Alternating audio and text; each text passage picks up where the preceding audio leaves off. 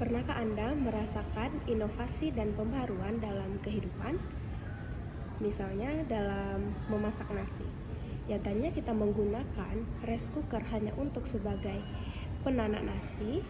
Kemudian sekarang rice cooker bisa menjadi 3 in 1, yang mana selain digunakan untuk menanak nasi, juga bisa digunakan untuk memanaskan nasi dan bahkan mengukus makanan.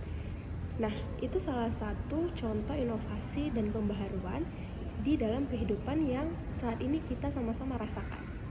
Tapi, dalam video ini saya tidak akan membahas detail terkait inovasi dan pembaharuan dalam kehidupan, melainkan bagaimana inovasi dan pembaharuan dalam pendidikan.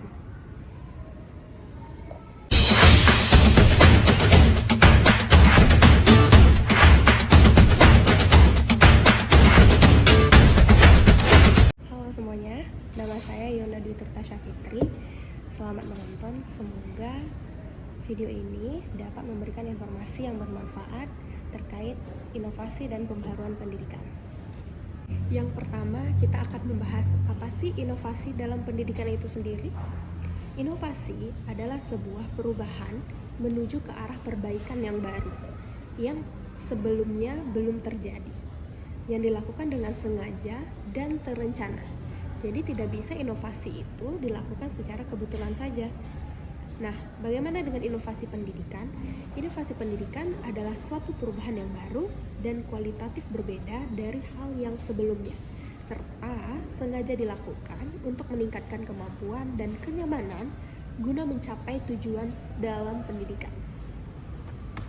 Masalah yang menuntun inovasi pendidikan, yang pertama, karena perkembangan iptek dan pertambahan penduduk, juga meningkatnya animo masyarakat untuk memperoleh pendidikan yang lebih baik, dan menurunnya kualitas pendidikan, kurangnya relevansi pendidikan, dan belum mekarnya alat organisasi yang efektif.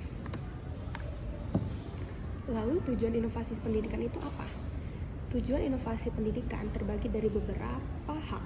Yang pertama, memecahkan masalah-masalah yang dijumpai dalam dunia pendidikan, lalu meningkatkan efisiensi, relevansi, dan kualitas efektivitas, mengejar ketertinggalan yang dihasilkan kemajuan dan ilmu teknologi, lalu mengembangkan terselenggaranya pendidikan sekolah maupun luar sekolah, dan mengembangkan pendekatan yang lebih efektif dan ekonomis, lebih meratanya pelayanan pendidikan, dan lebih lancar sempurnanya sistem informasi kebijakan.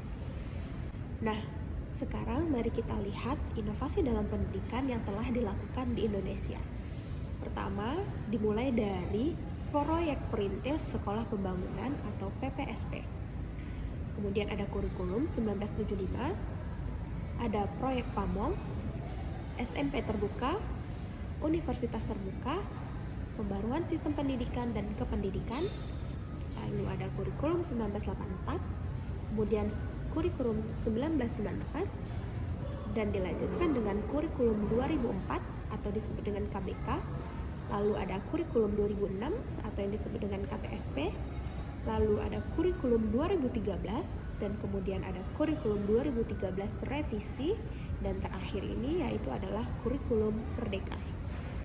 Jadi, dalam hal ini, pemerintah telah banyak melakukan inovasi-inovasi dalam pendidikan, terkhusus dalam penerapan kurikulum yang semakin berinovasi.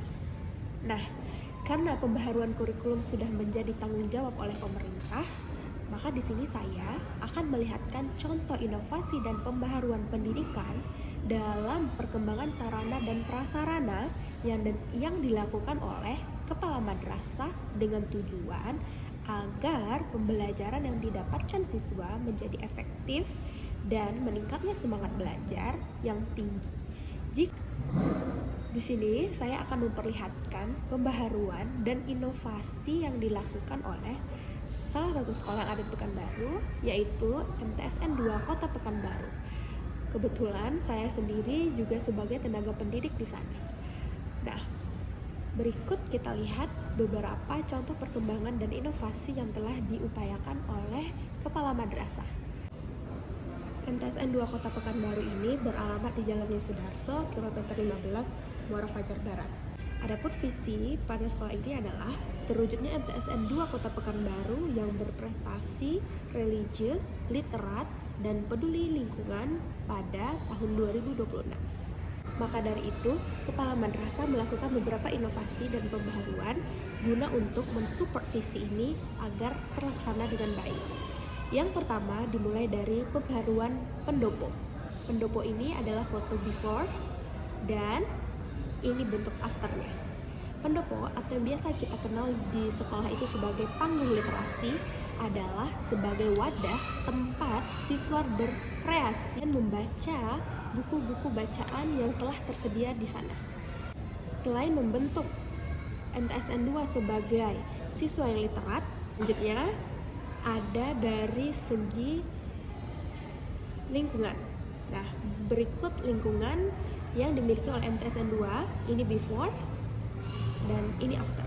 Telah dibangun di sana bangku-bangku kecil di setiap bawah pohon, yang mana bangku ini gunanya untuk sebagai wadah siswa dapat belajar. Nah, mengingat visinya itu membentuk siswa yang literat, di dalam kelas juga terdapat pojok baca.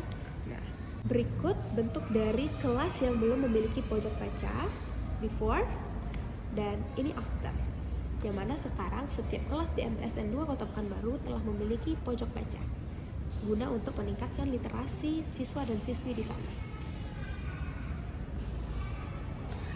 Selain membentuk MTSN 2 menjadi siswa yang literat, berprestasi, dan peduli lingkungan, terakhir juga di mana visinya untuk membentuk MTSN 2, siswa MTSN 2 menjadi religious. Berikut foto musola before dan after.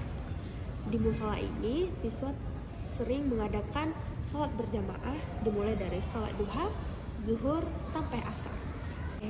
Dan di musola ini juga sering mengadakan aktivitas-aktivitas keagamaan dalam membentuk karakter pada siswa dan siswinya.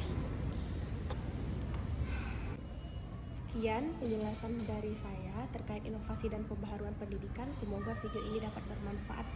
Terima kasih. Assalamualaikum warahmatullahi wabarakatuh.